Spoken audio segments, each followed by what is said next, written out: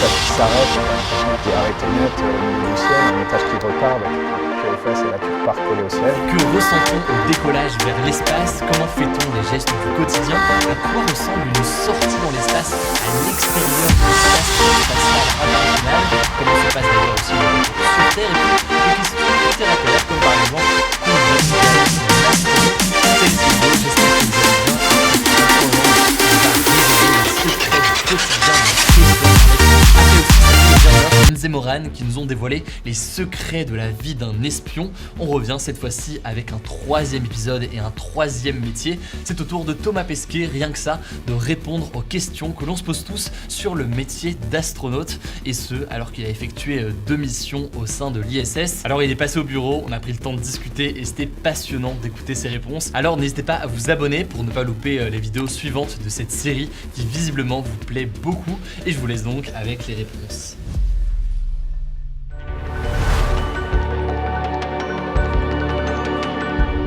Il n'y a pas de voie toute tracée pour devenir astronaute, si tu veux. Il n'y a pas d'école d'astronaute, il n'y a pas de truc où tu peux t'inscrire qui va t'assurer une formation. En fait, quand tu regardes le profil des gens, souvent c'est des profils quand même un peu scientifiques et techniques. Il y a beaucoup de pilotes aussi, il y a des gens qui viennent de milieux un peu plus militaires. Il faut avoir une première carrière ou deux parfois. Tu vois, il y a des gens qui ont travaillé comme ingénieurs sur une plateforme pétrolière, qui sont devenus pilotes après, ou on aime bien un peu ces profils variés et mixtes. Il faut 3 choses importantes pour devenir astronaute. Il faut un parcours un peu académique, parce qu'on va évoluer dans un monde quand même super technique, super technologique, donc sans avoir de prix Nobel, tu vois, et on n'a pas besoin d'être les meilleurs du monde, mais il faut quand même avoir un certain bagage qui va te permettre de comprendre un petit peu tout ça et d'évoluer dans ce monde compliqué. Donc ça, bah, tu le prouves au moment de, on va dire, l'entretien d'embauche ou de ta sélection. Après, le deuxième truc important, c'est ce qu'on appelle le côté opérationnel. Donc ça veut dire qu'il faut aller s'être mis dans des conditions réelles. Si on aime bien les scientifiques qui sont allés sur le terrain, tu vois. Moi j'ai des collègues qui faisaient de la recherche contre Ebola en Afrique ou qui étaient sur des brise-glaces en Antarctique, des choses comme ça. Donc il faut cette expérience un peu sur le terrain. Ça peut être aussi dans tes loisirs, hein. Tu as un gars qui a plein de sauts en parachute ou des choses comme ça peut être validé, un gars ou une fille. Et le troisième truc important, c'est le côté international. S'être un peu exporté, avoir étudié, travaillé hors de la France, on va dire, pour nous Français, puis être à l'aise avec les langues, ça c'est important. Si tu as ces 3 trucs-là... Académique, terrain et international. Exactement. Si tu as ces 3 trucs-là, eh ben, tu peux t'inscrire à la sélection et tu as des bonnes chances au moins au début, et ensuite il faut réussir toutes les épreuves de la sélection. Moi, j'aime bien dire astronaute. Alors pourquoi? Il y a plein de... Les Russes disaient cosmonaute à la base. Cosmonaute, c'est le voyageur du cosmos, donc il va dans l'espace. Ça, c'est bien. Les Américains disent astronaute, le voyageur des astres, des étoiles. Ça, c'est moins correct étymologiquement, parce que les étoiles, c'est quand même loin. Nous, on reste au voisinage de la Terre. Il y a le terme spationaute qui est arrivé. Ça, c'était plutôt dans les années 90. Pour parler des astronautes français du CNES qui bossaient notamment sur le programme Hermès. Alors par extension, maintenant, il y a des gens qui considèrent que spationaute, c'est le terme français. Moi, je ne suis pas entièrement d'accord, parce qu'en français, astronaute existe. Et puis, si tu veux, c'est un peu bizarre d'avoir un nom différent en fonction de la nationalité du gars qui exerce la profession. C'est une réponse super longue pour te dire que les trois sont corrects, mais astronaute, moi ça me va bien. En plus, on parle quand même beaucoup anglais aujourd'hui dans le monde international, donc on a tendance à dire ça.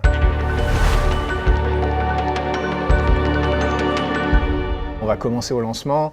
Le lancement, tu arrives à peu près 2h30 avant, tu t'es préparé, c'est quand même assez solennel si tu veux. Tu dis au revoir à tout le monde, à ta famille. Tu penses à vraiment dire tout ce que tu avais envie de dire parce que normalement tout le monde revient toujours, mais c'est quand même un truc un peu compliqué. Tu vas t'installer, tu fais toutes tes vérifications, c'est très technique, c'est très pro, ça parle pas, tout le monde est concentré. Compte à rebours. Et là, quand ça décolle, écoute, c'est des sensations assez dingues, hein. L'accélération, ça te plaque sur ton siège. Tu sens très très nettement que tu quittes la Terre. L'accélération, elle est constante, hein, pendant 8 minutes 48 à peu près pour le Soyouz, un peu plus pour le Falcon 9. Tu fais que accélérer. Et c'est ça vraiment qui va t'emmener en orbite. C'est pas tellement d'aller haut qui est compliqué, c'est qu'il faut aller très très vite. Donc tu accélères tout le temps. C'est une accélération qui varie mais qui est toujours présente. Et il y a des vibrations, il y a beaucoup de bruit, tu dialogues avec le centre de contrôle, tu as des actions à faire, mais globalement, c'est un peu le manège ultime. La transition entre les différents étages de la fusée, c'est aussi super dynamique. Un étage qui s'arrête, tu as l'impression que tu es arrêté net au milieu du ciel. Un étage qui repart, tu prends un coup de pied aux fesses et là tu repars collé au siège. Et tu es toujours sanglé dans ton siège, strappé très fort parce que s'il se passe quoi que ce soit, tu peux être éjecté. La capsule peut être éjectée. On a une grande poignée rouge sur laquelle on tire. C'est le siège éjectable, mais pour la capsule entière, hein, pas individuelle. Et ensuite, tout ça se calme au bout du moment où on arrive en orbite. On se détache du dernier étage.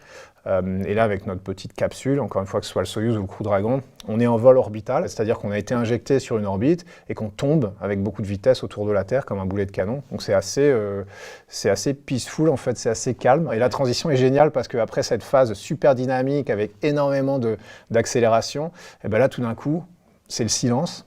On va toujours très vite évidemment, mais on sent plus cette vitesse et cette accélération. C'est la première fois où tout flotte à bord de la capsule, donc toi tu es toujours attaché à ce moment-là, mais tu fais flotter ton stylo, des trucs comme ça pour bien vérifier. D'ailleurs on a un indicateur de gravité entre guillemets qui est juste en général un petit jouet en peluche qui vient des enfants d'un des membres de l'équipage, qui est au bout d'une ficelle. Tant que la ficelle est tendue, ça veut dire qu'on est encore en train d'accélérer. Et au bout d'un moment, quand cette ficelle quand ce jouet commence à flotter, ça veut dire que ça y est, on est arrivé en orbite. Donc un peu par dérision, on appelle ça l'indicateur de gravité. C'est pas le plus scientifique, mais au final, il est fiable. On fait notre trajectoire et on va s'arrimer à la station spatiale.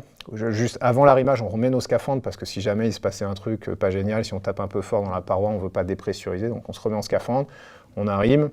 On égalise les pressions, on ouvre le sas, on enlève le scaphandre, on rentre dans la station spatiale. Concernant cette phase d'accélération, quelle différence est-ce que tu fais, par exemple, avec de la Formule 1 qu'on a sur Terre ? La Formule 1 la plus rapide du monde, elle accélère à un peu plus de 2 km/h par seconde, et nous, on est encore plus rapide que ça. Donc ça veut dire que tu as l'accélération la plus rapide que tu peux avoir sur Terre, mais qu'eux le font pendant 10, 12, 15 secondes maxi, et ensuite ça freine et ça repart. Tandis que nous, on va vraiment accélérer pendant quasiment 9 minutes. Donc au final, on a des vitesses, j'allais dire supersoniques, mais on est bien au-delà du supersonique. On a 28 000 km/h, c'est des chiffres qui sont tellement grands qu'on ne se rend pas compte. Mais 28 000 km/h, c'est 10-12 minutes entre Paris et New York.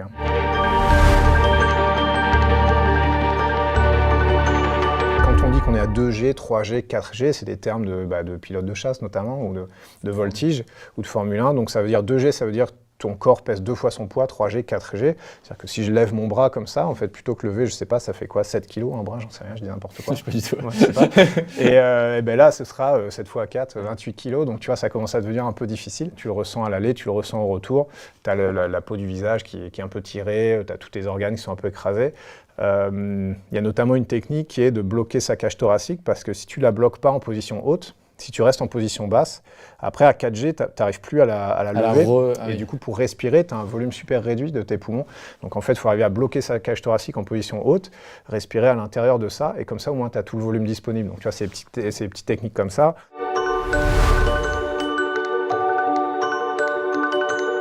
On fait le tour de la Terre, si tu veux, en 1h30, donc des couchers, des levées de soleil, jour, nuit, on n'arrête pas d'enchaîner. Évidemment, on ne peut pas travailler comme ça, donc on a pris une référence un peu arbitraire, c'est celle du temps universel méridien de Greenwich. On se cale dessus. Tous les jours, le matin, quand on se lève, on allume les lumières. Le premier qui se lève allume les lumières à bord de l'ISS, le dernier qui se couche les éteint. Pour garder un rythme quand même. Pour garder un rythme humain, en fait. Et aussi, alors pour nous déjà, pour ton rythme personnel, pour ton corps, parce qu'on a évolué comme ça, on est branché comme ça dans notre cerveau, mais aussi pour travailler de manière cohérente avec les équipes au sol.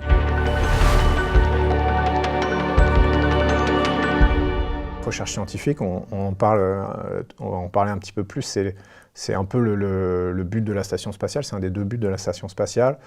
Donc une expérience de physiologie où tu es le cobaye, donc c'est un de tes camarades qui va te faire des prises de sang, où tu cours sur le tapis roulant avec des électrodes sur la tête, où on mesure tout un tas de constantes de ton corps, ça peut être un peu n'importe quoi. Ou physique des matériaux, on a des installations de recherche partout dans la station spatiale, avec des microscopes, des centrifugeuses, des congélateurs. On se met dans des conditions qu'on ne peut pas reproduire sur Terre, justement les conditions d'apesanteur, mais pas seulement, on a aussi des conditions de radiation, etc., qu'on ne peut pas vraiment reproduire sur Terre, pour avoir accès à des choses qui sur Terre sont inaccessibles scientifiquement, et faire des découvertes. Après on renvoie les résultats dans les laboratoires, publie des brevets, etc.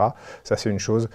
Et la deuxième chose dans l'ISS, c'est pas une fin en soi, c'est vraiment une étape sur la route de l'exploration. On veut aller plus loin, on veut retourner vers la Lune, on veut aller vers Mars pour plein de raisons dont on peut parler, et c'est l'ISS aujourd'hui qui nous aident à faire les découvertes, les progrès, les avancées techniques, technologiques et opérationnelles qui vont nous rendre capables demain d'aller sur la Lune et sur Mars. On fait aussi l'entretien de la station. Donc on est plombier, on est électricien, on a les mains dans le cambouis la moitié du temps parce qu'il faut la maintenir en bon état, cette station.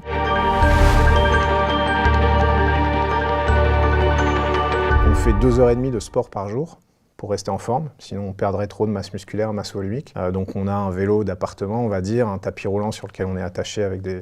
C'est en raison de la pesanteur que... Ouais, okay. Ouais, c'est ça, parce que ton corps, si tu veux, tous les muscles dont on se sert sur Terre, tout ça on s'en sert pas du tout. À bord de la station c'est facile, on flotte, c'est génial, mais sauf que du coup ça provoque une atrophie de plein de muscles. Et bah du coup on lève, alors j'allais dire on lève de la fonte, c'est évidemment pas de la fonte parce que un pesanteur, mais c'est des cylindres pneumatiques avec des résistances. Un des éléments importants, c'est vraiment le côté psychologique. Il faut être adaptable, il faut savoir communiquer, savoir expliquer, mais aussi savoir écouter. Il faut être leader quand il y a besoin et parfois pas du tout, au contraire, être capable aussi de faire ce qu'on te dit sans rien demander. Il y a tous ces aspects-là qui ne sont pas ce qu'on recherchait au début.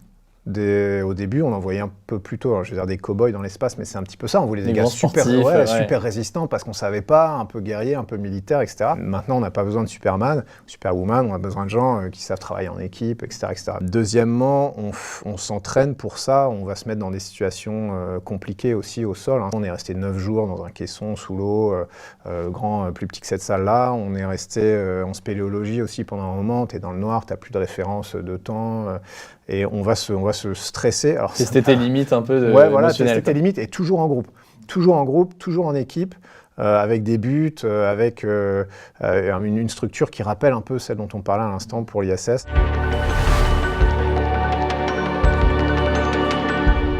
Tu sais, on voit les astronautes quand ils réalisent leur vol spatial, mais il y a vraiment plein d'équipes qui sont là pour nous aider. Il y a notamment des médecins et des psychologues qui sont là pour nous suivre. Si jamais on avait un problème, on peut toujours leur parler. La grande crainte, c'est aussi le problème qui arrive sur Terre pendant que toi, tu es dans l'espace et de se dire, bah voilà, il va se passer un truc horrible, un gros coup dur, et là, t'es pas là, quoi. T'es pas là et tu peux pas revenir, t'es parti 6 mois. Si ça se passe le premier jour de la mission, on va pas te redescendre, quoi. Et d'ailleurs, ça fait partie des questions un peu compliquées. On te demande, voilà, au début de la mission, s'il se passe un truc vraiment grave, un truc vraiment pas terrible, comment tu veux le savoir, comment tu veux être informé? Déjà, est-ce que tu veux qu'on te le dise? Tu te prépares pour une sortie extravéhiculaire. Tu es en train d'enfiler ton scaphandre pour être dehors 7 heures dans le vide de l'espace. Tu as envie d'avoir la mauvaise nouvelle à ce moment-là ou d'attendre le moment où tu reviens. On se prépare à toutes les éventualités. Malheureusement, celle-là, c'est aussi une éventualité qu'on a en tête.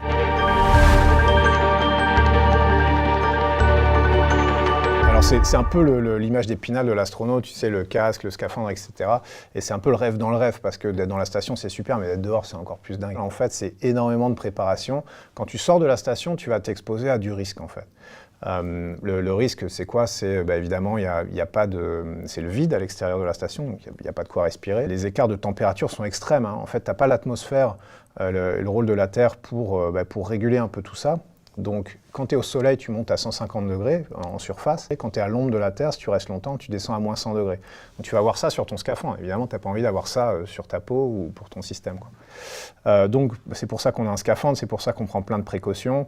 Il ne s'agirait pas de se détacher et de lâcher la station spatiale. On ne va pas tomber, mais si on dérive tout doucement, il n'y a rien qui va nous arrêter. Donc, on va dériver tout doucement, infiniment. C'est pour ça qu'on est toujours attaché. En général, on est même attaché avec 2 longes ou un fil de sécurité, un fil d'Ariane. Il n'y a pas d'improvisation une fois que tu es dehors. Tout a été préparé, tout a été étudié. Les équipes au centre de contrôle sont là à la radio pour te dire quasiment ton moindre geste.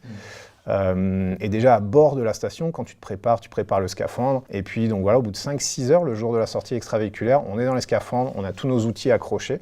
Parce que tout est accroché à toi, évidemment, tu ne peux rien laisser flotter. On se met dans le sas. Et c'est vraiment nos coéquipiers qui nous préparent une fois que tu es dans le scaphandre et qui te fourrent un peu dans le sas, qui ferment la porte derrière toi. On ouvre, on sort. Et là, la première fois que tu bascules, c'est fou parce que ça peut être de nuit ou de jour. C'est limite plus impressionnant de nuit parce qu'il y a vraiment une espèce de grand trou noir de vide qui te happe, qui t'aspire. Mais de jour, quand tu ouvres le sas et tu as la Terre qui défile à 400 km, tu fais pas le malin. Et donc tu sors. la première fois que tu sors, il faut apprendre à ton cerveau que tu ne vas pas tomber. Si je lâche la station mais que je ne me pousse pas, je reste en place. Alors ça reste jamais très stable, mais je ne vais pas tomber. Par contre, ton cerveau, il ne le sait pas. Parce que toi, tu as évolué sur Terre. Si sur Terre, tu lâches la paroi en escalade, évidemment, tu tombes. Et après, tu vas faire ton boulot, tu as plein d'objectifs, tu vas visser des choses, dévisser, installer. Nous, on a installé un panneau solaire de 17 mètres. Ça peut prendre du temps, mais c'est 7 heures et ensuite retour à l'intérieur.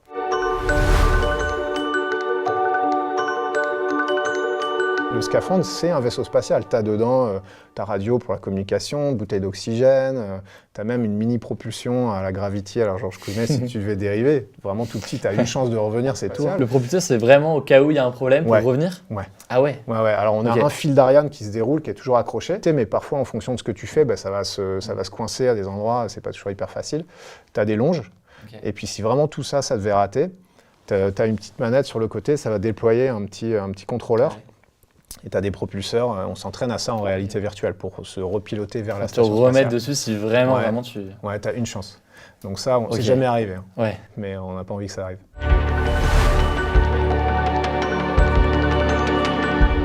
T'imagines, c'est comme si ton poids c'était de l'eau dans un évier, puis tout d'un coup tu as enlevé le siphon, enfin le bouchon, et hop, ton poids a disparu comme ça. C'est vraiment cette sensation-là, tu es libéré de ton poids, qui était un truc qui évidemment te pesait dessus. Il y a un côté perte de contrôle qu'il faut accepter, et après il faut réapprendre à se mouvoir si tu veux. Et au début, t'as pas du tout l'habitude, il y a des gens qui nagent, c'est trop marrant parce qu'il y a des gens qui nagent, ça sert absolument à rien de nager en apesanteur. Le seul truc que tu peux faire, c'est action-réaction. Tu pousses sur quelque chose, ça va, toi, te propulser, et ensuite, tu pousses sur autre chose. Donc, tu vois les astronautes qui se déplacent comme ça, par petites touches, parfois même avec les pieds. T'accroches, il y a plein des espèces de mains courantes ou des rails qui sont faits pour ça. Mais il y a cette phase de lâcher prise et de réapprendre. Au début, tu vois, les gars, je dis les gars, mais moi aussi, au début, hein, tu te cognes, tu négocies mal ton virage. Il y a vraiment la grande classique, c'est une fois que tu es parti avec de la vitesse, il n'y a rien qui t'arrête. Tu peux pas freiner, c'est impossible. Je te dis, le seul truc, c'est action-réaction. Tu attrapes une barre et ça te centrifuge à l'intérieur. Mais ça t'accélère en faisant ça. Et si par contre, ce qui m'arrive une fois ou deux, c'est tu es un peu trop confiant, tu as un peu trop la confiance, tu arrives bien à fond, un peu tu vois, en orientation bizarre, et là tu veux prendre la barre, tu fais pas gaffe, tu parles à un mec en même temps, et là tu rates la barre, et là mais tu vas tout droit, quoi. Tu vas tout droit et tu craches, et parfois tu craches un peu fort.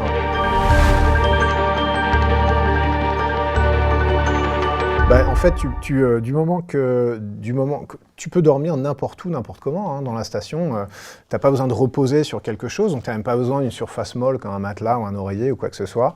Ce qu'on fait quand même, c'est qu'on a des cabines, donc en général, pour avoir un peu, quand tu dors, au moins tu as la porte fermée, il fait noir, tu es un peu tranquille, il y a un peu moins de bruit.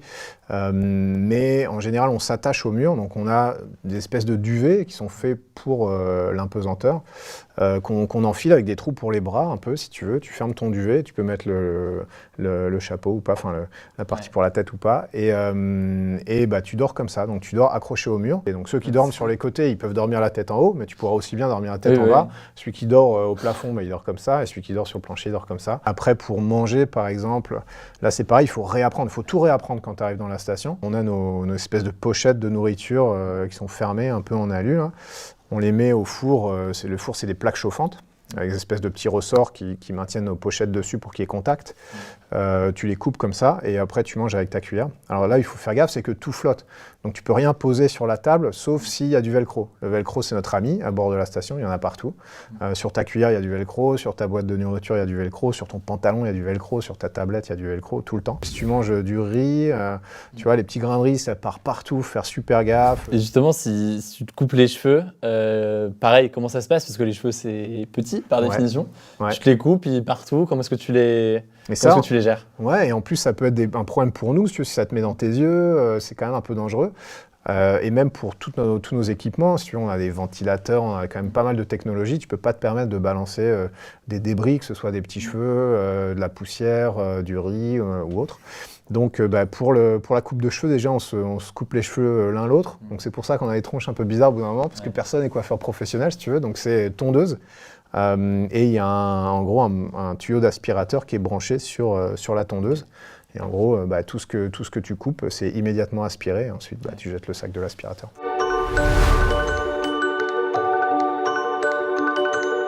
Ça gagne bien sa vie, mais ça gagne pas non plus ce que les gens s'imaginent. Si tu vois, à l'Agence spatiale européenne, tu as une grille des salaires, c'est fonctionnaires européens, si tu veux, donc c'est assez encadré, etc. Ouais. Tu peux la trouver sur Internet. Nous, on gagne ni plus ni moins que toutes les autres personnes de l'ESA, en fait, de l'agence. Donc on est très loin des salaires de footballeurs où parfois les gens s'imaginent des trucs dingos. C'est pas le cas. Moi, j'estime que je gagne bien ma vie, si tu veux, mais par exemple, par rapport, moi j'étais pilote avant, on va dire c'est peut-être un petit peu moins que ce salaire-là, quoi. Okay.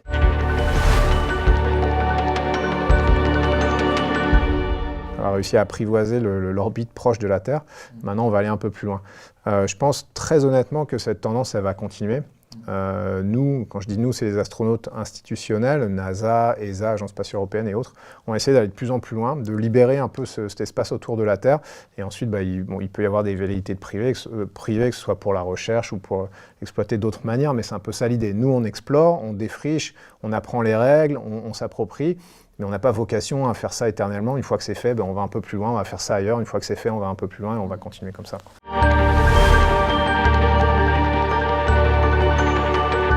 Tu reviens, alors déjà physiquement c'est difficile, ton corps s'est adapté, tu vois tes muscles, ton système sanguin, etc., ton système d'équilibre, donc tu reviens, tu n'es plus adapté à la vie sur Terre, tu es malade, tu as le mal de mer, enfin le mal de retour sur Terre puissance 10 000, tu as mal au dos, tu as mal aux pieds, tu as mal partout, parce que tu n'es plus habitué à porter ton poids, etc. Et surtout, ce qui est le côté blues, il est deux choses.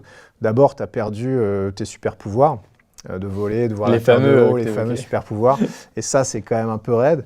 Et puis deuxièmement, c'était ton rêve, tu vois, nous c'était tous notre rêve d'aller dans l'espace, donc tu vis ton rêve, après tu reviens, tu dis bon maintenant je fais quoi, et c'est ce côté-là aussi qui est un peu, il faut se remotiver parce que voilà, quand tu es dans la station spatiale, tout est clair, quoi. Il n'y a qu'un but, il n'y a qu'un seul interlocuteur, c'est le centre de contrôle, tout le monde tire dans le même sens, c'est une mission, c'est l'exploration, tout le monde est tendu vers le même objectif. Après, au sol, c'est pas comme ça, tu sais, c'est très divers, c'est très varié, il y a plein de priorités différentes qui se télescopent, etc. Et ce côté expédition, mission précise, etc., énergie, équipe, tout ça, c'est difficile, ça existe sur Terre, mais c'est difficile à retrouver, donc il faut retrouver ça, il y a plein d'autres projets. On verra ce que c'est la suite. Très bien. Écoute, merci beaucoup pour ton temps. Avec plaisir.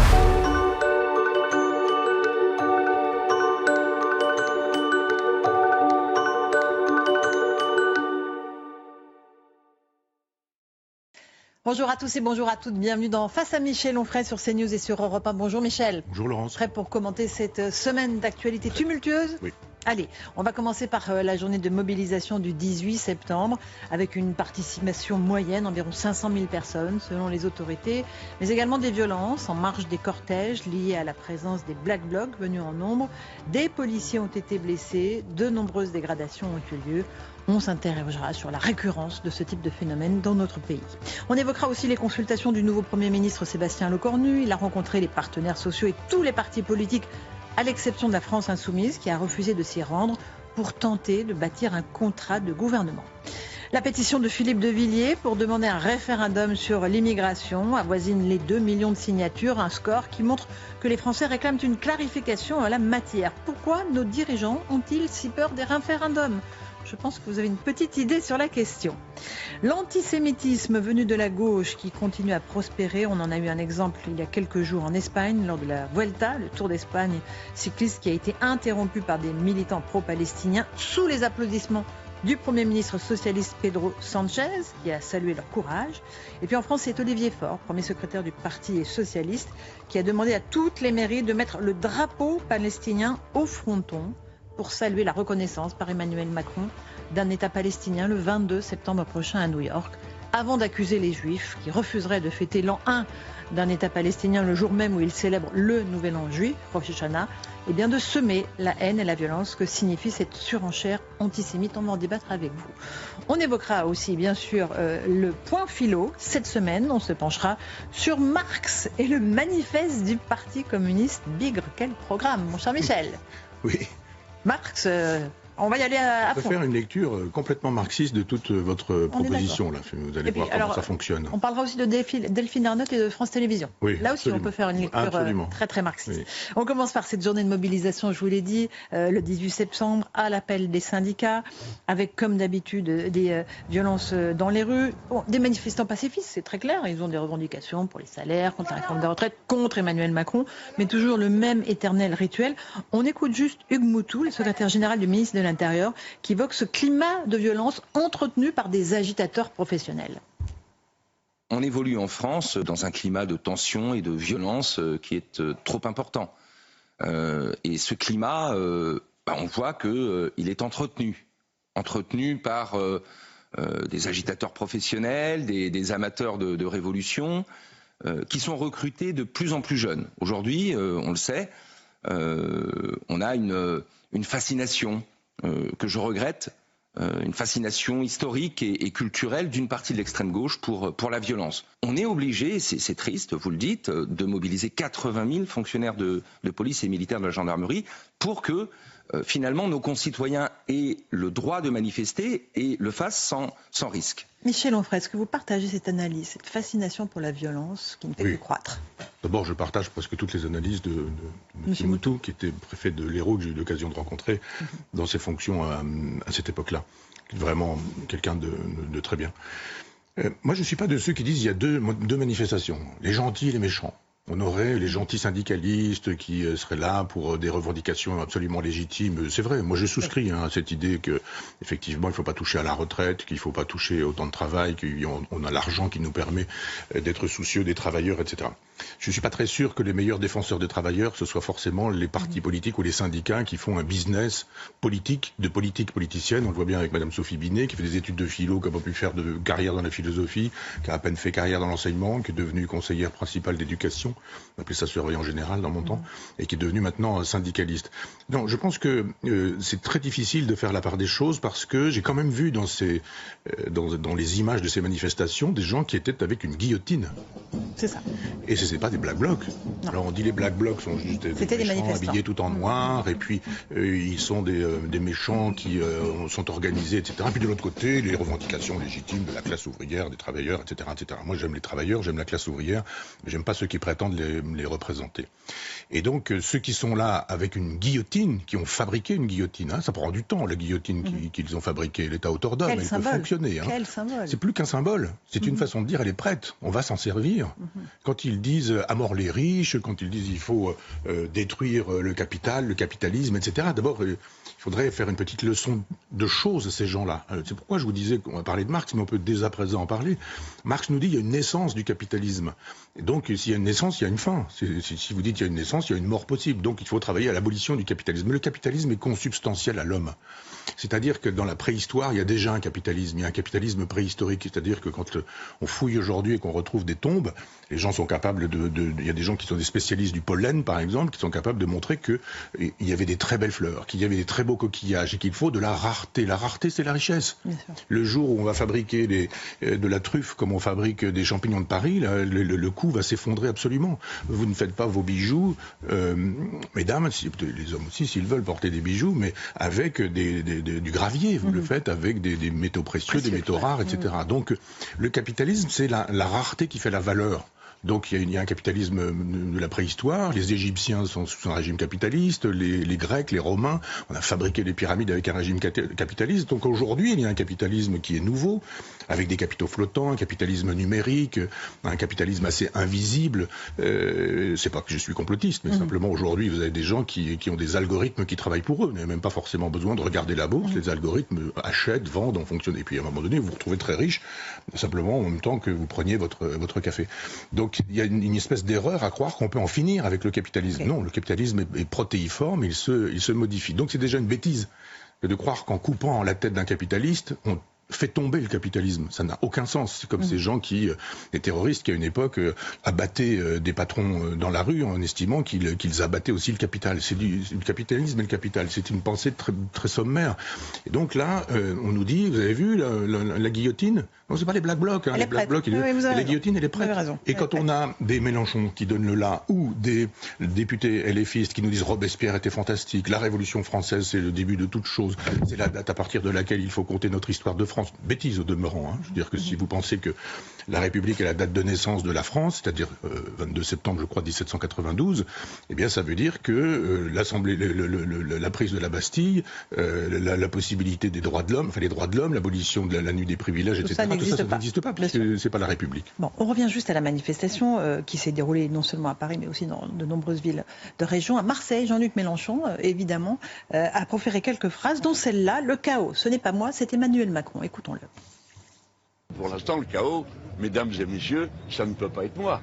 Je ne gouverne pas, je ne suis pas le président de la République, je ne suis pas le Premier ministre, je ne suis pas le dirigeant des syndicats, ni non plus celui du 10 septembre.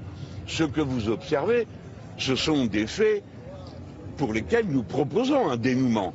Alors je sais que c'est devenu étrange pour une bonne partie de notre pays qu'on parle d'élections, de démission de responsables, mais pourtant c'est la vie. Le président, c'est lui le chaos.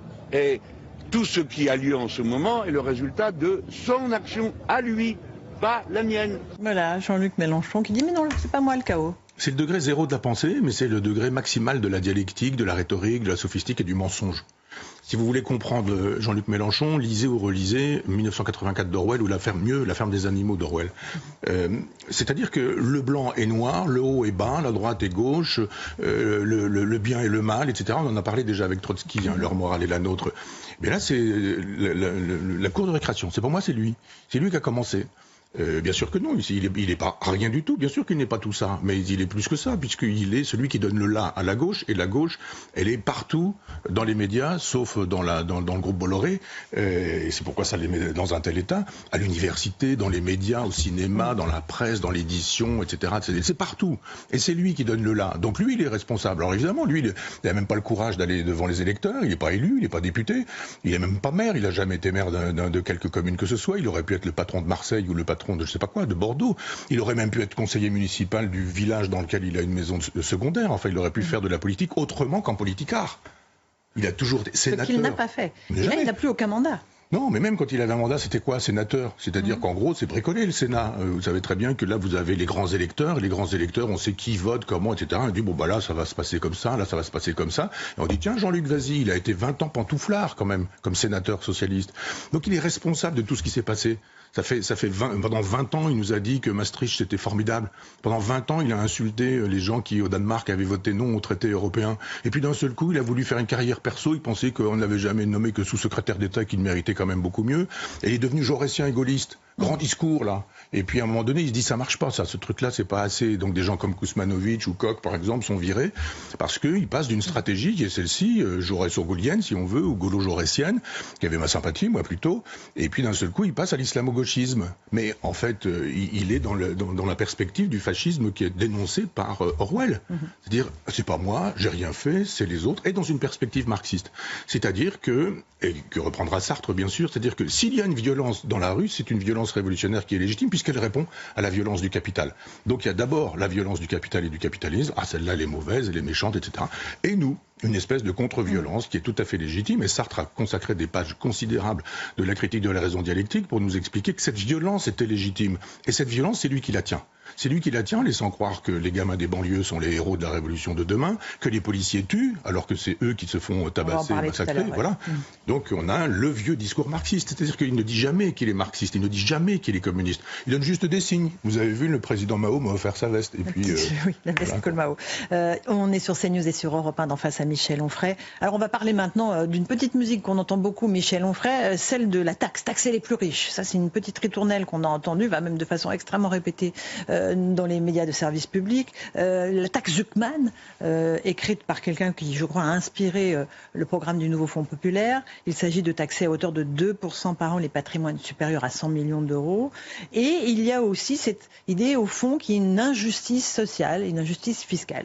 Je sais que vous n'avez pas ça, mais on va quand même écouter ce qu'en pensent les Français, parce qu'il y a du bon sens, et en même temps, on se rend compte que, finalement, ils sont plutôt d'accord avec l'idée de taxer les grandes fortunes. Écoutez-les. Il y a effectivement un gros besoin de rééquilibrage, et le fait que le gouvernement ne soit pas capable d'essayer d'aller chercher ce rééquilibrage qui est vraiment un énorme déni et aucune envie d'aller voir de ce côté-là, c'est extrêmement révoltant, notamment pour les personnes qui sont les plus précaires dans le pays, qui se sont appauvries. Une taxe de je ne sais plus combien est proposée, 7%, non je ne sais plus combien, ça ramènerait déjà 4 milliards d'euros et puis clairement, bon, ça va pas leur manquer. Ce qu'on paye proportionnellement à notre revenu, c'est par rapport à eux, ils payent moins, alors qu'ils ont de l'argent. Donc c'est normal qu'ils payent, et c'est aussi par solidarité vu la situation du pays. Voilà ce que disent les Français dans un pays qui est le champion du monde des taxes, champion du monde de l'impôt, et qui adore taxer, qui résout tous ses problèmes en taxant. Oui, c'est surtout ça le problème. C'est-à-dire que quand on aura taxé là, on taxera ailleurs. Et là encore, ça procède d'un marxisme d'ambiance. Parce que le marxisme nous dit qu'il faut abolir la propriété privée. Et il faut abolir violemment la propriété privée. C'est-à-dire la possibilité de rentrer dans des appartements, de les squatter en disant c'est de la propriété privée, on peut l'abolir violemment. Et là, vous êtes riche, on va abolir la propriété. Simplement, ils n'ont pas compris, ces gens-là, ils ont voté la plupart du temps Macron au deuxième tour, ces gens-là, en nous disant qu'il fallait arrêter le fascisme. Donc ils ont voté pour l'abolition des frontières. Très bien. Le monde qui est celui qui est le nôtre actuellement, il est le produit de tous ces gens qui, nombreux d'ailleurs, étaient dans la rue il y a quelques jours, et qui finalement disent qu'au bout du compte, il faut voter toujours pour Macron. Très bien, ça fait des années qu'ils votent pour Macron, ça fait des années qu'ils votent pour Sarkozy, qu'ils votent pour Hollande, qu'ils votent pour Chirac, pour tous ceux qui effectivement ont rendu possible ces choses-là. Donc il n'y a plus de frontières. N'y voulez plus de frontières, il n'y a plus de frontières. Ce qui veut dire que les frontières, elles existaient pour les hommes, pour les passages de clandestins, etc., mais elles existent aussi pour le capital et le capitalisme. Donc c'est fini, ces gens-là ont rendu possible un capitalisme international et planétaire. Vous dites, allez, on va décider d'une taxe, et la taxe, ça va être française. Mais comment est-ce que vous allez faire une taxe française avec des gens qui vont dire, en appuyant sur 2 boutons, je m'en vais. Mon argent est parti. Voilà. Ailleurs. Il n'y a plus d'argent. Vous n'avez rien taxé. C'est-à-dire, vous n'obtiendrez rien de moi. Vous n'obtiendrez pas ce que vous voulez obtenir de moi. Mais tout ce qui était là et qui pouvait contribuer à la richesse du pays, eh bien, va disparaître ailleurs, dans des paradis fiscaux. Tant qu'il y aura des paradis fiscaux, eh bien, il y aura des gens qui diront, taxez toujours, mais moi je ne suis plus là. Cherchez-moi, je n'y suis plus. Donc, on ne peut pas penser de cette manière-là. Ce serait tellement simple de dire, on tape dans la caisse des riches, ça leur fera pas de mal, s'ils ont 3 yachts, on en prend 2, et puis c'est formidable. Mais ça suffit pas. D'abord, il faut recréer de la richesse si on veut reconstituer une nation, plutôt que d'aller chercher toujours l'argent des autres. Dès que vous avez un problème de délinquance, dès que vous avez un problème on dit d'incivilité, mais enfin, de petits garçons qui violent une petite fille dans une cour de primaire, etc. Tout ça, c'est de la faute du capital, c'est de la faute du capitalisme, et on manque de moyens, et si on avait plus de profs, et si on avait plus de pions, le problème ne se poserait pas. C'est faux. Le problème, il se pose tout de même, indépendamment des taxes. Michel Onfray, vous évoquez la délinquance. Il y a eu beaucoup d'émotions, de révoltes cette semaine, après ce qui est arrivé à Tourcoing, un policier qui a été passé à tabac par 5 individus. C'était un policier de la BAC qui intervenait sur un banal contrôle de trottinette. Ces 5 agresseurs ont été placés en garde à vue et ont tous été relâchés. Tous, en attente de leur procès, évidemment. Ça pose évidemment une question terrible. Est-ce qu'on peut ainsi taper sur un policier dans une totale impunité? Les policiers sont révoltés. Écoutez, un membre du syndicat de police Alliance. Tout le monde est écœuré. Le collègue est écœuré. Nous, on est écœurés. Les policiers sont écœurés. Et c'est pas d'aujourd'hui, puisque nous, cette fermeté, ces peines minimales, on les réclame depuis 2013. Et cette violence, elle est montée depuis 2013 crescendo, et aujourd'hui, c'est quelque chose qui malheureusement qui est récurrent. La violence envers les forces de l'ordre, c'est quasi quotidien. C'est quotidien, cette violence, et on se rend compte que on peut taper sur un policier et ressortir au bout de quelques heures ou quelques jours. Il y a un livre que j'aime beaucoup de Curzio Malaparte qui s'appelle Théorie du coup d'État, et qui nous explique comment Lénine a pris l'État, le pouvoir en faisant un coup d'État, comment il y a eu des coups d'État avec les fascistes, etc. On pourrait ajouter un chapitre à ce livre-là, parce qu'il y a des coups d'État dans des endroits où finalement c'est moins visible. Un coup d'État, vous aviez jadis les militaires dans la rue, ils étaient casqués, armés, bottés, vous aviez les chars dans la rue, où on prenait la maison de la radio, et puis l'affaire était réglée. Ça, c'est le coup d'État à l'ancienne. Maintenant, les coups d'État, ils se font dans plein d'endroits. Ils sont, par exemple, dans l'école de la magistrature. Coup d'État réussi. dans la maison de la radio, à Radio France, coup d'État réussi. C'est-à-dire que vous instaurez... On peut en parler, ça aussi. Ben oui. Et vous instaurez un pouvoir de domination absolue, et il n'y a pas de place pour l'opposition, il n'y a pas de place pour la démocratie, il y a une idéologie d'État, et cette idéologie d'État, elle triomphe absolument.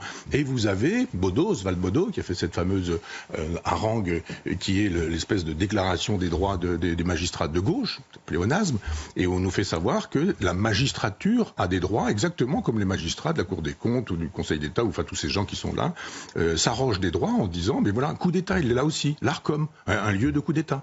C'est-à-dire vous fabriquez plein de petits coups d'État un petit peu partout, et là vous avez nommé vos hommes ou vos femmes, et ce sont des gens qui font la loi à la place de la loi. Ça n'est plus le peuple qui fait la loi, aujourd'hui c'est l'ARCOM qui fait la loi, ailleurs c'est le syndicat de la magistrature, et là vous avez un juge d'application des peines qui dit, moi je libère ces gamins. Il n'y a pas de nom donné du juge d'application des peines, parce que là vous avez des gens qui retrouvent les domiciles des policiers, des gardiens de prison, et puis on vient les terroriser chez eux. Ça aussi, ça fait partie de la logique du marxisme, terroriser les gens qui sont des propriétaires ou etc. Et là, on ne connaît jamais le nom de ces gens-là. Vous avez des OQTF qui font de la prison, ils ont violé 3 personnes, on les libère, ils recommencent, et puis on dit, bah alors vous les avez libérés, vous tout de même, c'est qui ces gens-là? Qui sont ces gens-là? Quels sont le nom de ces gens-là? Ce ne sont pas ces gens-là qui sont terrorisés, ce sont ceux qui nous protègent de ces gens-là. C'est la police qui est terrorisée, ce sont les gendarmes qui sont terrorisés, ce sont éventuellement les gens de l'armée qui sont terrorisés, et ces gens qui font ce qu'ils font, c'est-à-dire qu'ils lâchent dans la campagne des gens qui ont tabassé sacrément un policier, eh bien ce sont des magistrats, et on peut entendre en même temps Jean-Luc Mélenchon qui nous dit « la police tue ». Sinon pas tuer ce policier, c'est parce que vraiment il a eu de la chance, mais ils étaient bien partis pour ça. Et en fait, c'est pas la police qui tue, c'est ceux qui attaquent la police qui tuent. Et ce sont ces gens-là que la police essaie d'interpeller. Et quand la police essaie d'interpeller ceux qui tuent, on dit de la police qu'elle tue. C'est exactement comme avec Mélenchon, c'est-à-dire qu'ils disent très exactement l'inverse de ce qui a lieu pour brouiller les pistes et pour laisser croire que le bien est de leur côté, évidemment, et le mal est du côté de ceux qu'ils détestent. Le mal, c'est la police, évidemment. Cet homme qui se fait violemment tabasser, c'est un salaud, finalement, il n'a pas besoin d'être filmé sur les réseaux sociaux aussi. Mais bien sûr. Par des abrutis qui n'interviennent pas. Mais je vous assure que le juge d'application des peines, on ne saura pas son nom, il n'y aura pas son visage sur les réseaux sociaux, et sur sa maison, il n'y aura pas des tags en disant qu'on va le crever, etc. Parce que c'est la gauche qui invite à massacrer les gens et qui trimballe des guillotines dans la rue. On avait aussi eu un exemple à Reims, pareil. Là, c'était 7 policiers en civil qui, traversant un parc alors qu'ils sortaient du commissariat pour aller dans un restaurant, se sont fait littéralement passer à tabac. Notamment par 2 individus dont l'un sortait de prison depuis 4 jours. Oui. Alors, ça veut dire que impunité totale, en fait, la prison ne sert à rien. Mais bien sûr. Moi, je le dis depuis très longtemps. Je ne suis pas de ceux qui, comme les Mélenchon et autres, pour les disent... Pour les rares qui atterrissent en prison, ça ne sert à rien. Oui, il ne faut pas fermer la prison, ça n'a aucun sens. Il faut repenser la prison. Parce qu'effectivement, elle ne fait pas le travail qu'elle doit faire. On va célébrer en grande pompe bientôt Robert Badinter, qui est aussi à l'origine de cette idéologie-là. Il nous fait savoir que peut-être il y a des victimes. Enfin, pensons d'abord aux délinquants qui sont des pauvres victimes de la société. C'est toujours la société qui est coupable. Et il n'y a plus de responsabilité personnelle ou individuelle. Ça, c'est une idéologie dont il faut se défaire. Et ça ne doit pas être enfin si c'est l'idéologie de la gauche s'ils le veulent, mais ça ne doit pas être une affaire de droite ou de gauche, ça doit être une affaire de bon sens. Regardons le réel. Qu'est-ce qu'on reproche à CNews? De montrer le réel, de dire c'est une chaîne idéologique. Personne n'invente les événements qui sont choisis. En conférence de rédaction, il y a des choix d'événements comme tout le monde le fait. Et on n'invente pas des choses. Au contraire, le service public qui invente un certain nombre de choses. Et voilà le réel. Laissez de côté ce réel. Je dis souvent cette phrase de Rousseau, qui est le maître penseur de la gauche. Commençons par écarter les faits. Alors à ce moment-là, si vous écartez les faits, vous pouvez délirer. Vous pouvez faire toute la mythologie, vous inventez un homme naturellement bon. Enfin, il dit, on commence par écarter les faits, et puis l'homme est naturellement bon, c'est une hypothèse, puis ça devient une certitude, puis ça devient une vérité. Et je ne pense pas que l'homme soit naturellement bon. Je pense que les catholiques ont eu raison de formuler de manière allégorique le péché originel. Moi, je ne crois pas au péché originel, mais je crois que quand on a lu Darwin, on voit bien que le péché originel, c'est ce qui reste de cerveau reptilien chez nous. Mais on peut s'entendre avec les catholiques sur leur allégorie en disant qu'elle signifie ce que la science peut nous dire un petit peu plus tard. Les hommes ne sont pas naturellement bons et il faut dans la société de quoi contenir la méchanceté potentielle de quelques-uns. Et on a un Mélenchon qui nous dit formidable la méchanceté. Utilisons la méchanceté, la jalousie, le ressentiment, etc. et puis à l'assaut du capital et du capitalisme. Ça va quand on a 15 ans, on peut penser ça quand on a 15 ans, mais si à 14 ans, il est septuagénaire, Mélenchon, il pense comme des ados, c'est un peu inquiétant. Michel Onfray, on va faire une petite pause, on se retrouve dans un instant dans votre émission. On va parler de la pétition de Philippe de Villiers sur l'immigration, ça grimpe, et puis des attaques de Delphine Ernotte, la patronne de France Télévisions, à l'égard de notre chaîne et notre groupe. Vous nous direz ce que vous en pensez. A tout de suite sur CNews et sur Europe 1. Et on se retrouve dans Face à Michel Onfray sur CNews et sur Europe 1. Michel, on va évoquer la pétition de notre ami Philippe de Villiers à propos de l'immigration. Il demande un référendum sur l'immigration, une pétition qui a rencontré un vrai succès populaire et qui devrait passer le cap des 2 millions de signatures sans doute dans les prochains jours.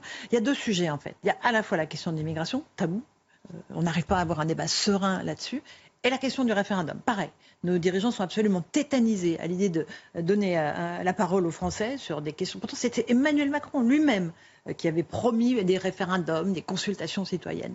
Qu'est-ce que ça vous évoque, ces deux sujets qui sont quasiment des tabous aujourd'hui dans la société française ?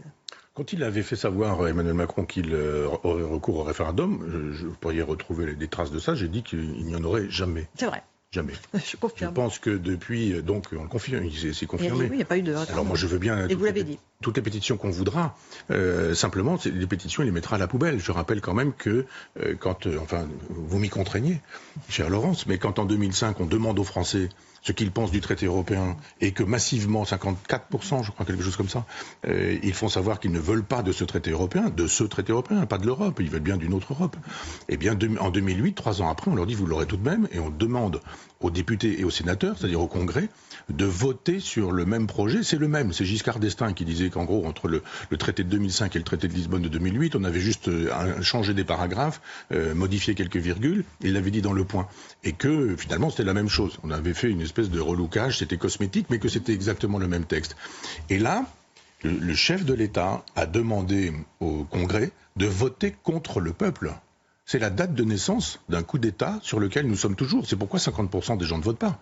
C'est pourquoi les gens ont bien compris que de toute façon, se déplacer pour voter pour un tel ou un tel ou un tel, ça ne marche pas. On vous dit il faut aller voter, mais comme dans les dictatures, on vous dit pour qui il faut voter. Et si vous ne votez pas pour celui qui est pressenti et qui est toujours un maastrichtien, il faut que je prononce le nom, mais si vous ne votez pas pour lui... Longtemps vous ne l'aviez pas prononcé, Michel. Si vous ne votez pas pour lui, le vote va à la poubelle. Donc Philippe peut avoir 5 millions. Je vous mets à ma main à couper que s'il a 5 millions de signatures, eh bien, le président de la République dira « Et alors ? Vous m'avez élu ». Et tous ces gens qui disent aujourd'hui Macron dehors, Macron démission, 80% des gens qui étaient dans la rue le 18 qui ont voté pour Macron, ils diront « Moi j'ai une légitimité ». Après, on va pas savoir comment il a obtenu sa légitimité. Le général de Gaulle dit, mais moi, une légitimité, c'est pas 50,01%, c'est pas ça la légitimité. Il dit, j'ai besoin de l'assentiment du peuple. Et quand j'ai obtenu l'assentiment du peuple, aurais-je obtenu une fois en étant élu président de la République, je la lui demande régulièrement. Et les élections, ça sert à ça dans la Ve République. C'est-à-dire ces gens qui crachent sur le peuple, qui crachent sur les référendums, ils crachent aussi sur le général de Gaulle, parce que quand on perd une élection, on démissionne. Quand on perd une élection, on s'en va. Hormis ces 2 élections présidentielles qu'il gagne, parce qu'on toute la machine médiatique, sauf la chaîne, sauf CNews, ça vient nous expliquer qu'on a le choix entre Emmanuel Macron et Adolf Hitler, et que si on vote pas pour Emmanuel Macron, c'est qu'on vote pour Adolf Hitler. Je vous rappelle que Gabriel Attal, que Édouard Philippe ont appelé à voter Xavier Bertrand, tellement antifasciste qu'ils ont appelé à voter pour des gens qui estiment que le Hamas est un parti fort sympathique. Donc évidemment, là aussi, on ne respecte pas le peuple. Donc il n'y aura pas de référendum, et ça je vous l'assure, parce qu'ils savent ils n'ont pas besoin, d'autant qu'on n'a pas besoin d'un référendum quand on sait ce que pensent les Français. Justement. C'est-à-dire, vous pouvez très bien dire, j'ai besoin d'une légitimité. Je rappelle que quand le général de Gaulle, les gens disent, le général de Gaulle, il a abandonné l'Algérie, etc. Je rappelle que la souveraineté algérienne, elle est obtenue par un référendum que le général de Gaulle sollicite auprès des Français, de la totalité. Il dit pas, on va faire 4 votes en Algérie, ou ne voteront en Algérie que des Algériens qui auront leur carte au FLN, enfin comme on fait avec la Nouvelle-Calédonie aujourd'hui. Il dit tout le monde vote. Les Normands, les Savoyards, les Corses, tout le monde vote pour savoir si, etc. Et les Français donnent leur indépendance, et ils ont bien fait, à l'Algérie. Donc c'est pas le général de Gaulle qui a bradé l'Empire ou je ne sais quoi, il a exercé un référendum en disant, sur ce genre de questions, je sollicite le peuple. On n'a pas besoin, quand on est chef de l'État, de dire, je fais un tour de France parce que j'aimerais bien savoir ce que pensent les Français. Ou de dire, je vais faire une enquête d'opinion, j'aimerais bien savoir ce que pensent les Français. Mais un chef d'État qui ne sait pas ce que pensent les Français est je cherche un mot qui ne soit pas grossier, mais correct, poli, est un mot gentil et correct et poli et courtois. Michel Onfray, la deuxième question, le deuxième tiroir de ce dossier, c'est l'immigration. Est-ce qu'un jour on pourra avoir un débat serein, non, objectif, non, sur ce sujet, non, que les Français veulent traiter et dont on n'arrive pas à poser les contours d'un débat serein parce qu'il y a une hystérisation totale de la gauche sur ces questions-là? Oui, mais il faut faire une généalogie de cette question-là. Pourquoi est-ce que, par exemple, Sarah Wagenknecht, dans Front Populaire, on a fait un portrait, l'ami Kousmanovic a fait un joli portrait de cette femme. Qui est une responsable politique allemande. De gauche, voilà, et qui, en même temps, dit, mais il faut s'occuper de l'immigration. En France, on a un problème, c'est Jean-Marie Le Pen. C'est Jean-Marie Le Pen qui s'empare de cette question, et Jean-Marie Le Pen est un antisémite. Moi, j'ai fait 80 000 signes, presque un livre, pour dire ce que Le Pen dit lui-même de lui-même. C'est-à-dire, il est la question de dire j'ai lu machin bidule, un tel, etc. Il a écrit 2 volumes de mémoire, ça fait 800 pages, je les ai lus, et dans Front Populaire, j'ai fait 80 000 signes. C'est un livre, c'est presque un livre, où on voit l'antisémitisme de cet homme du début jusqu'à la fin. La beauté du maréchal Pétain, la poignée de main molle de Gaulle, l'excellence de Brasillac comme un grand auteur collaborationniste qui voulait qu'on envoie les enfants dans les chambres à gaz. C'est ça l'extrême droite, je le rappelle, pour ceux qui aujourd'hui utilisent le mot n'importe comment. Et le fascisme, c'est ça. Il nous dit que l'occupation n'a pas été si terrible que ça, et puis les chambres à gaz, il n'est pas très sûr que ça existait, etc., etc. Donc c'est clair, Jean-Marie Le Pen était un homme d'extrême droite, était un fasciste français. Il s'est emparé de la question de l'immigration. C'est terminé. Vous pouvez plus dire il a raison sur un sujet parce qu'il a raison sur tous les sujets, et voilà. La gauche d'ailleurs en parlait, Georges Marchais en parlait, Michel Rocard en parlait. Mais bien sûr. Et après il y a eu une hystérisation sur cette question. Mais bien sûr. Et puis après ils avancent tous un petit peu, mais ils ont tous peur. Dès que vous commencez à parler un peu de ça et que vous êtes de gauche, d'un seul coup vous allez passer pour un type de droite, d'extrême droite. Tous vos amis vont vous tourner le dos, ils vont se fâcher avec vous. Enfin, je vois bien. Oui. Quand vous dites regardons le réel et restons de gauche, et justement parce qu'on est de gauche, regardons le réel. À ce moment-là, c'est interdit. Il n'y a pas de problème. On vous dit qu'il n'y a pas de problème. Si vous dites qu'il y a un problème, c'est que vous l'inventez, c'est que vous le créez, etc. Donc tant qu'on n'arrivera pas à dire sereinement, abordons cette question, c'est pas non plus remigration massive, une immigration zéro, etc. Mais c'est de dire une immigration dans laquelle on accueille dignement les gens qu'on accueille. Mais c'est pas bien, vous quand je sais pas parler de vous, mais moi quand j'invite des gens chez moi, je vais pas leur dire, écoutez, j'ai invité 50 personnes, j'ai juste 3 tranches de jambon, moi je ne multiplie pas les pains et les jambons. Donc je ne peux accueillir chez moi que ceux que je peux accueillir. La France, c'est exactement la même chose. On peut pas dire, on accueille tout le monde.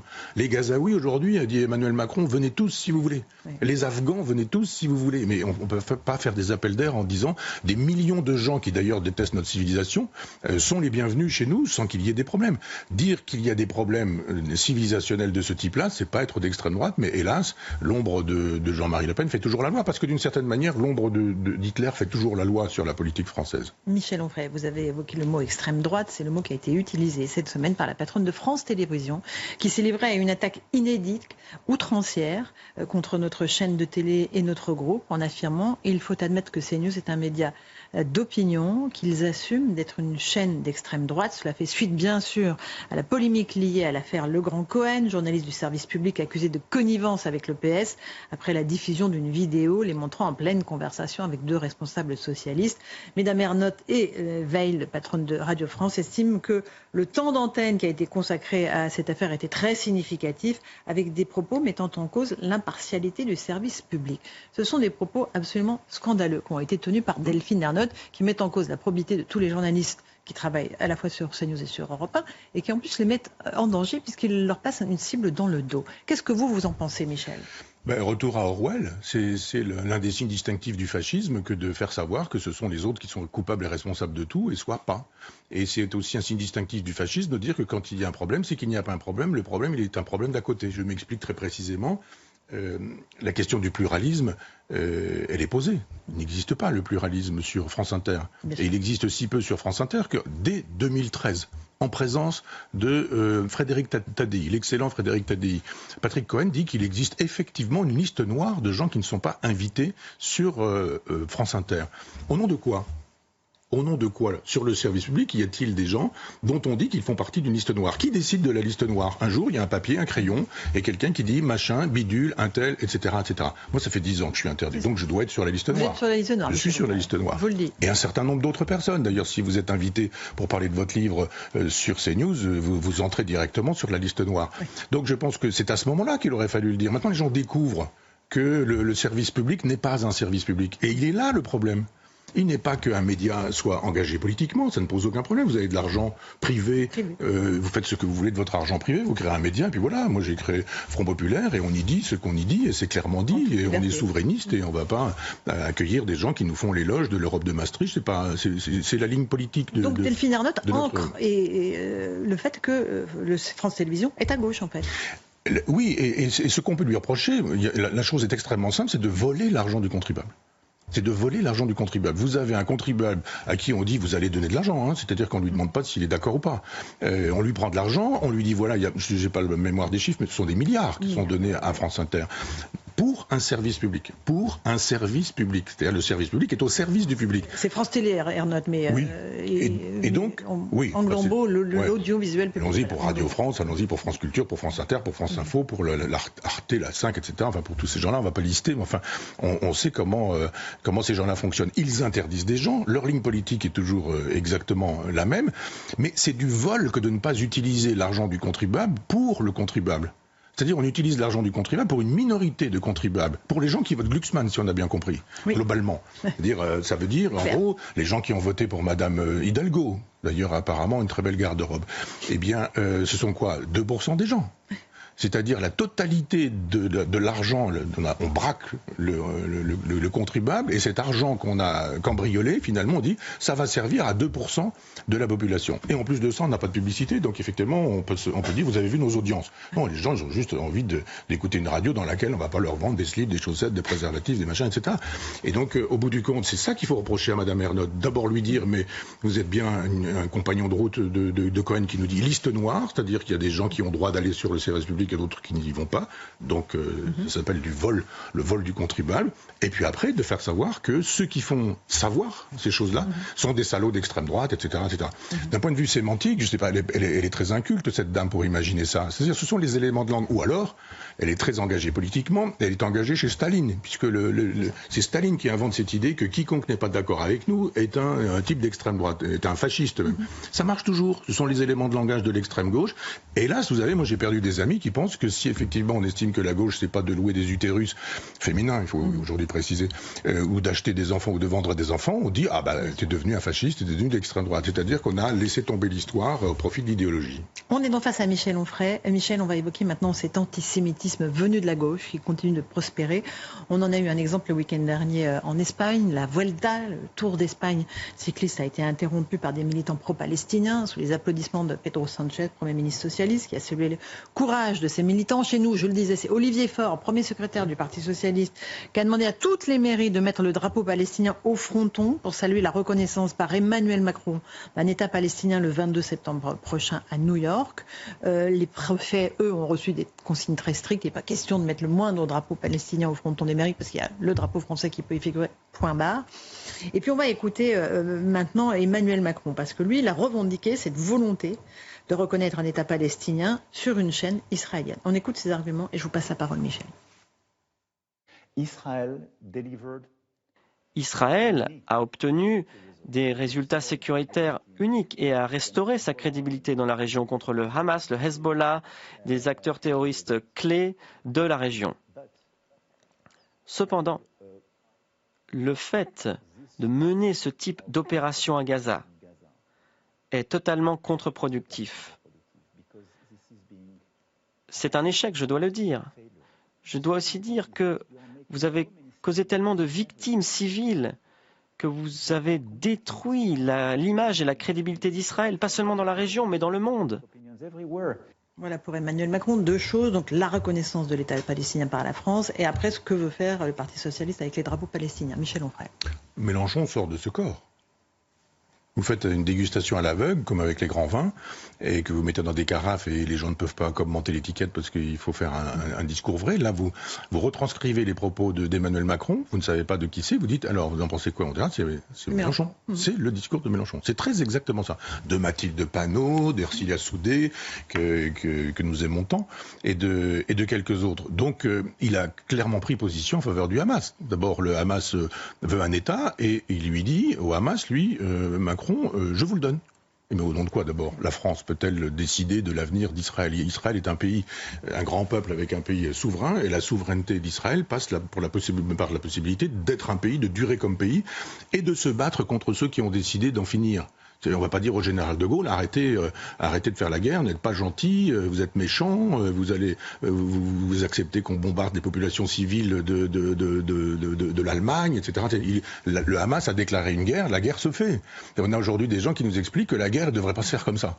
Alors évidemment, on est dans une civilisation du nounours, de la bougie, de vous n'aurez pas ma haine, etc. Sauf que ces gens-là manquent de la virilité qui consiste à dire c'est ça une guerre.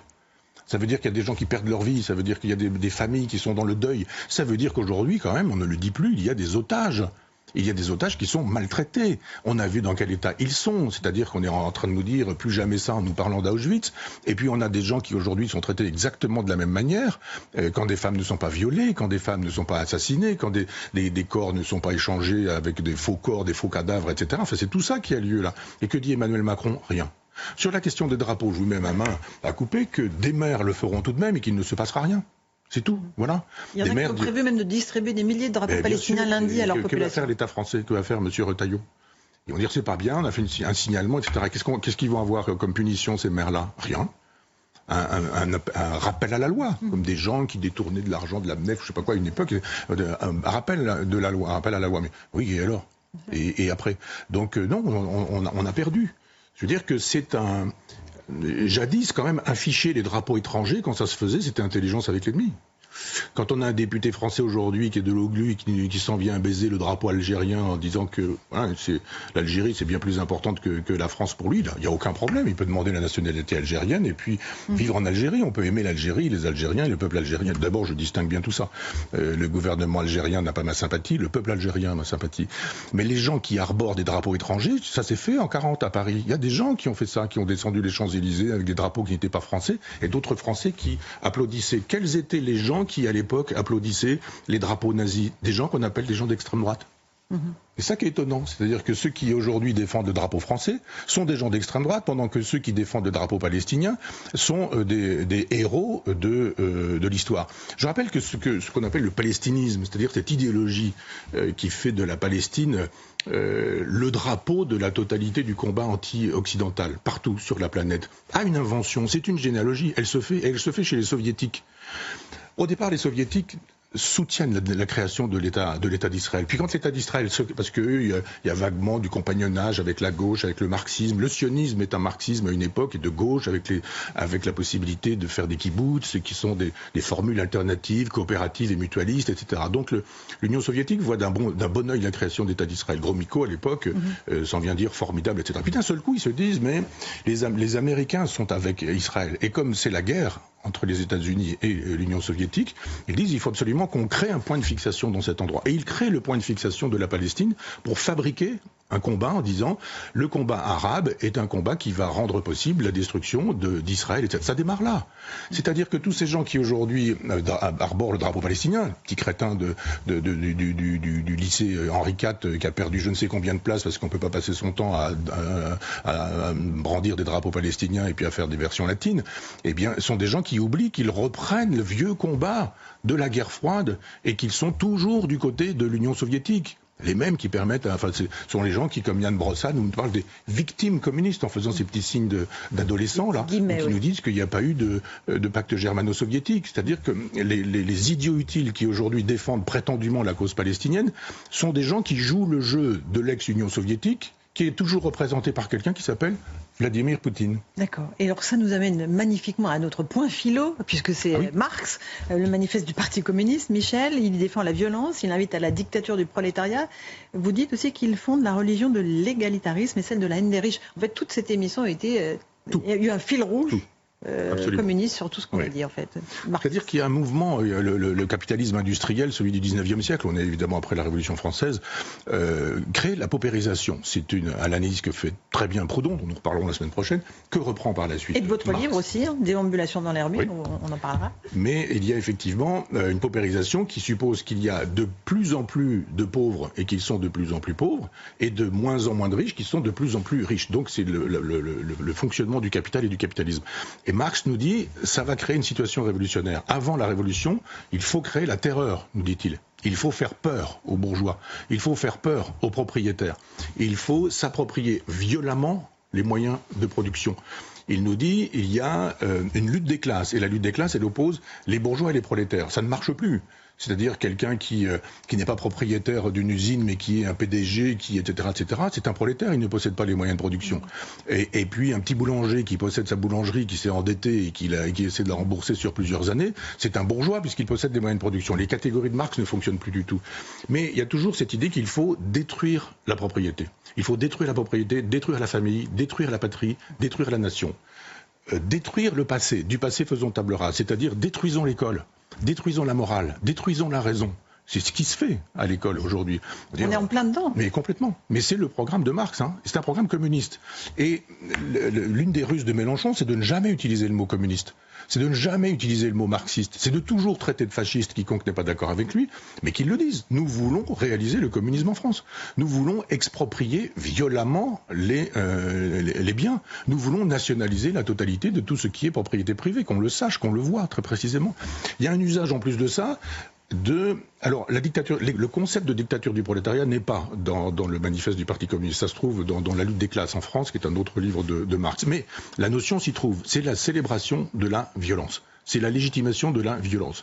L'appropriation collective des moyens de production ne peut se faire que par l'usage de la violence. D'où les Black Blocs, qui sont finalement très instrumentalisés par Mélenchon.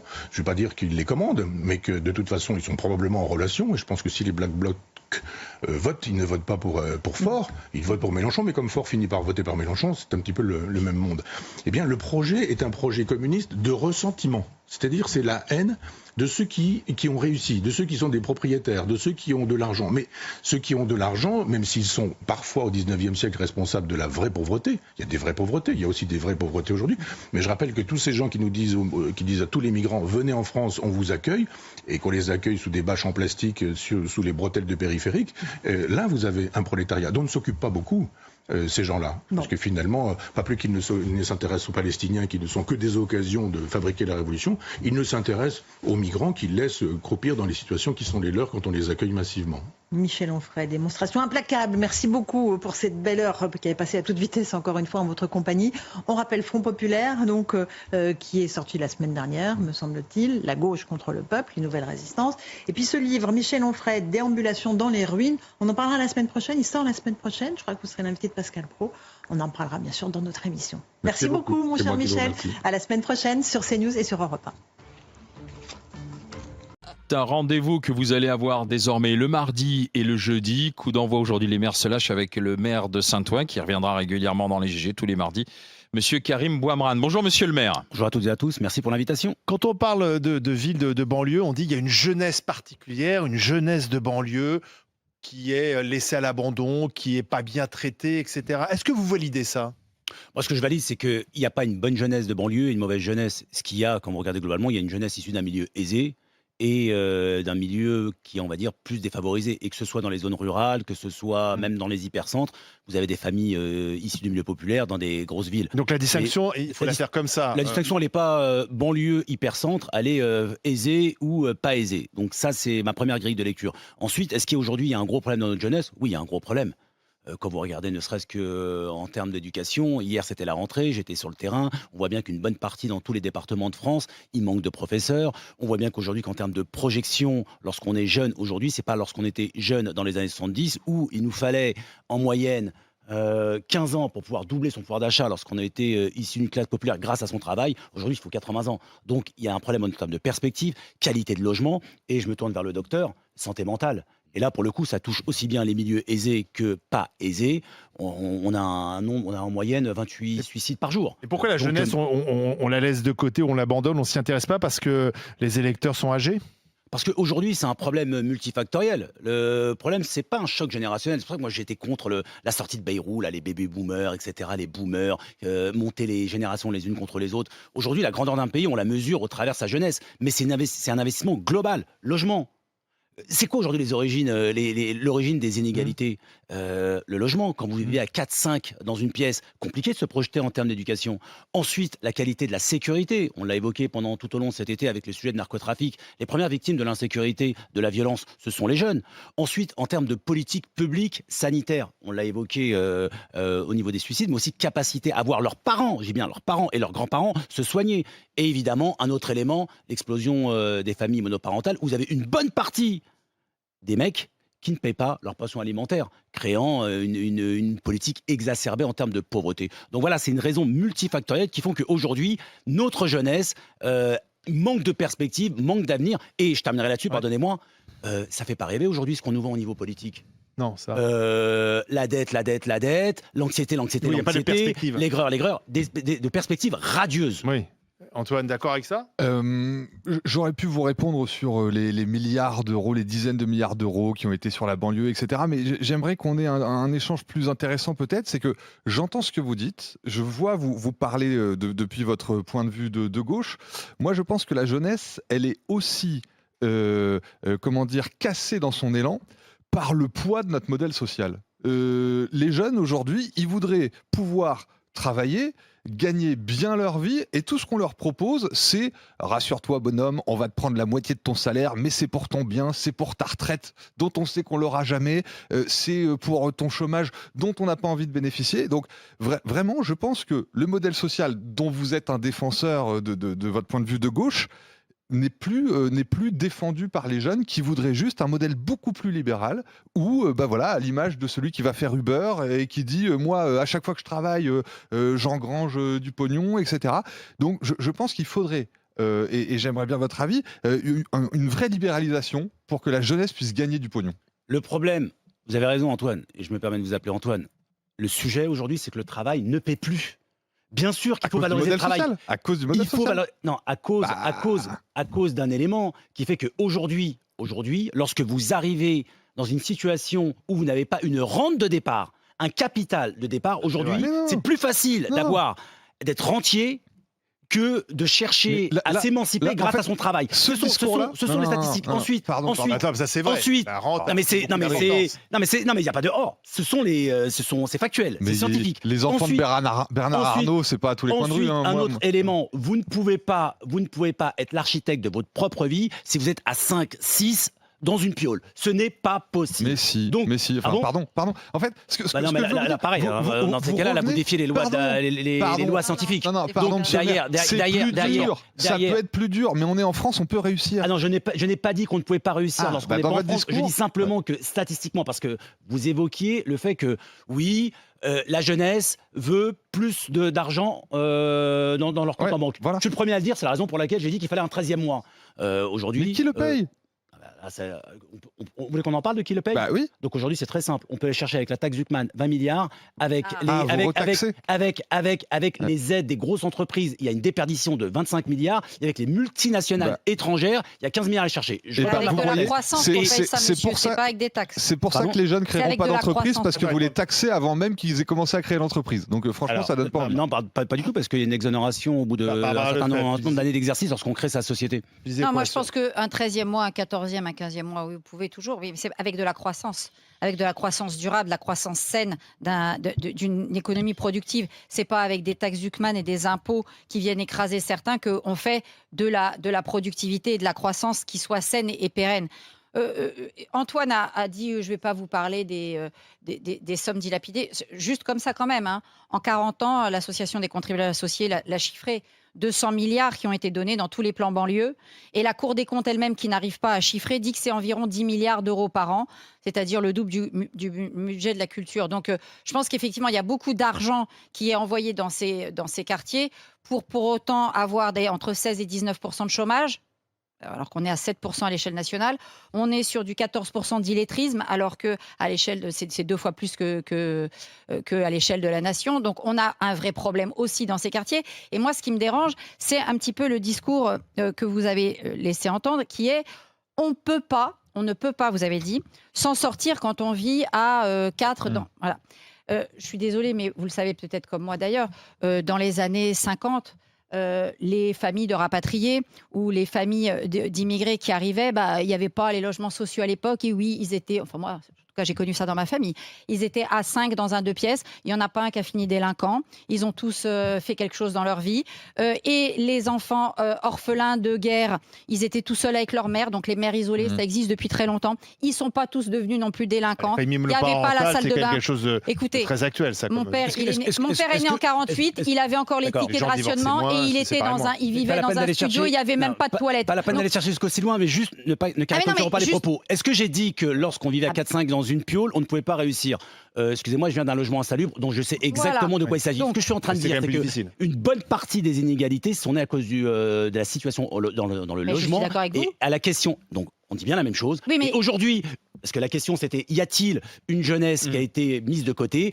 Un des éléments, parce qu'une de mes réponses était, la réponse est multifactorielle, la question du logement, la question de la politique éducative, la question de la politique culturelle, la question en termes de politique de sécurité est un élément qui fait qu'aujourd'hui, on peut investir en direction de la jeunesse. C'est ça le sujet. Et je le vois tous les jours en tant que maire. Puisque vous êtes maire de Saint-Ouen, est-ce que vous ne trouvez pas normal qu'on échange les logements, par exemple, entre une famille qui se comporte bien, qui respecte les lois de la République, ils sont à 5 dans un 3 pièces.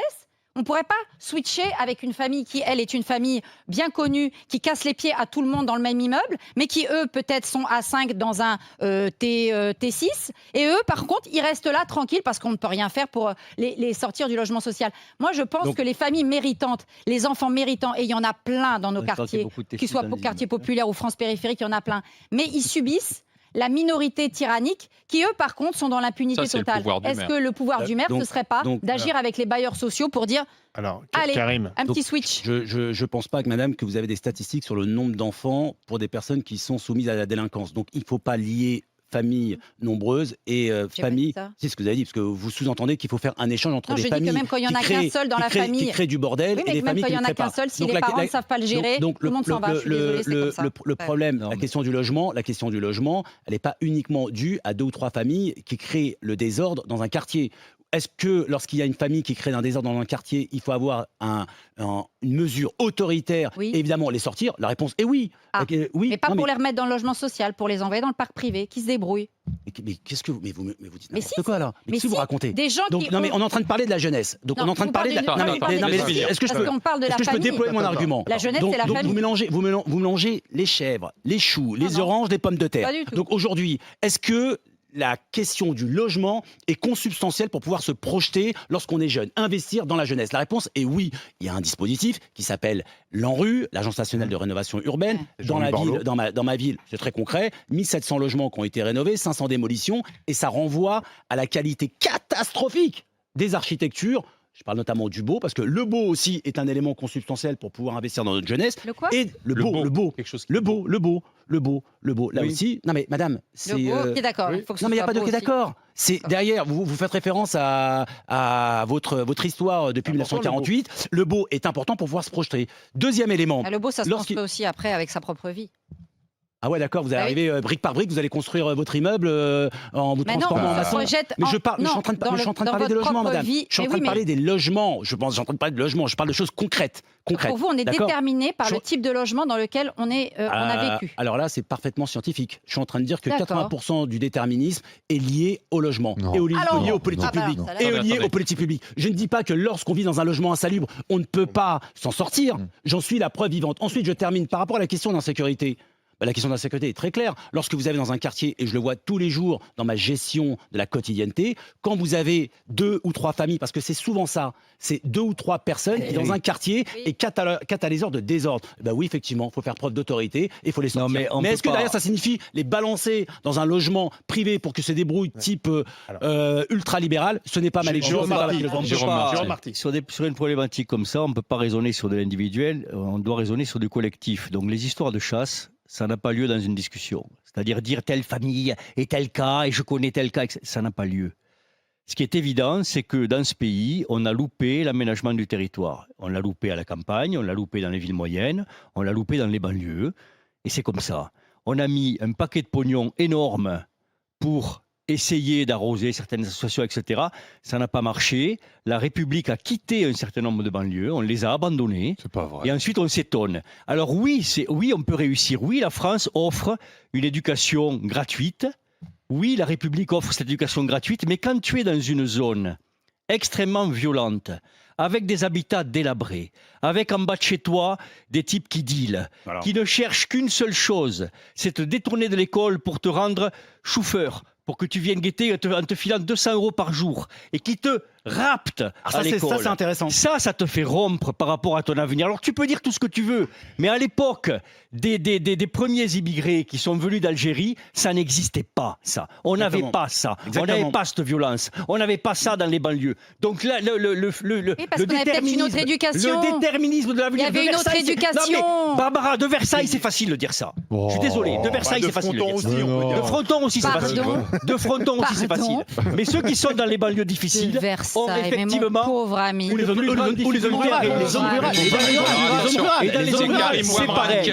C'est pareil. Donc jeter l'anathème en permanence. Tu devrais venir voir le logement. Je viens pas de Versailles en l'occurrence. Sur des gens qui ont de plus grandes difficultés. Ah, tu jettes pas l'anathème de Versailles, tu jettes pas l'anathème peut-être. Barbara, qui sont des gens qui ont de plus grandes difficultés. J'ai enseigné en ZEP plus longtemps que toi, je crois. Arrête, nous fais pas donc je la connais. Attendez, s'il vous plaît, je le connais par cœur. Arrête. Quel cirque ? Ne fais pas ce numéro. Quel cirque ? Ne fais pas ce numéro. C'est quoi cette façon de parler ? Ce que je veux dire. C'est quoi cette façon de parler ? Ce que je veux dire, Barbara. C'est toi qui colles des étiquettes sur les gens. Mais les étiquettes, c'est que dans un sens. C'est toujours pareil. Ce que je veux dire, c'est que... Alors attendez, c'est Karim Bouamrane qui est notre invité, qu'il réponde à ce que dit Jérôme.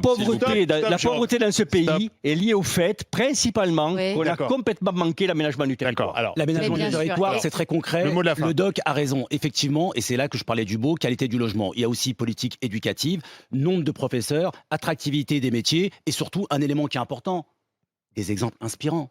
Et vous avez raison, lorsque en bas de la cité, l'exemple qu'on a, c'est le dealer, on n'arrive pas à se projeter. C'est pour ça qu'à Saint-Ouen, très concrètement, on fait venir des entreprises, on ouvre vers le Brésil, vers les États-Unis, on leur montre qu'il y a d'autres perspectives, de l'espoir, de l'espérance. Quand je parle d'un avenir radieux au niveau de notre jeunesse, c'est ça.